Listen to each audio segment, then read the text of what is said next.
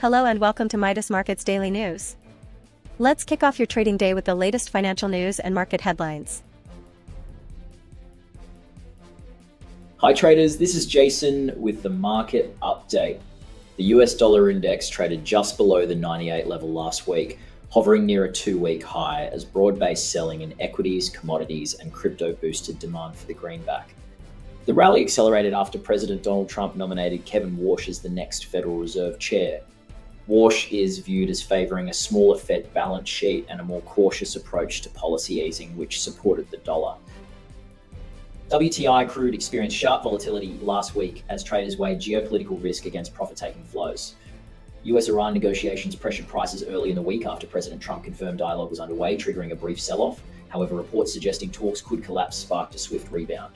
Tensions around the Strait of Hormuz remained elevated, with prior incidents involving Iranian drones adding to risk premiums.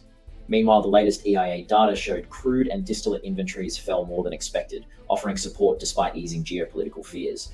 Gold prices were extremely volatile last week, trading like a roller coaster and keeping investors on edge. The metal is currently trading just below the $5,000. The rebound followed January's liquidation wave triggered by higher margin requirements and heavy silver selling, which spilled over into precious metals. Earlier record highs were driven by geopolitical tensions, concerns over Fed independence, and speculative buying out of China. Recent US-Iran talks in Oman have slightly reduced safe haven demand, but the White House emphasized that military options remain on the table, keeping geopolitical risk alive.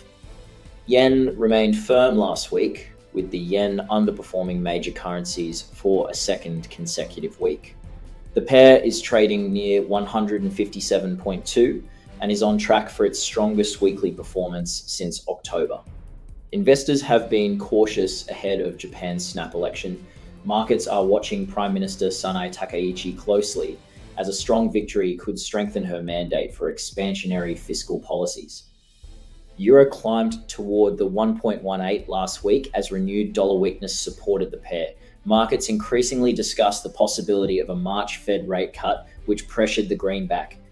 US consumer sentiment improved modestly in February, but weaker labor data later in the week revived expectations of more than 2 rate cuts this year. Money markets briefly priced in 62 basis points of easing before adjusting lower. We hope you enjoyed today's market outlook. If you have any questions, feel free to leave a comment below. Remember to join us tomorrow morning for the freshest news.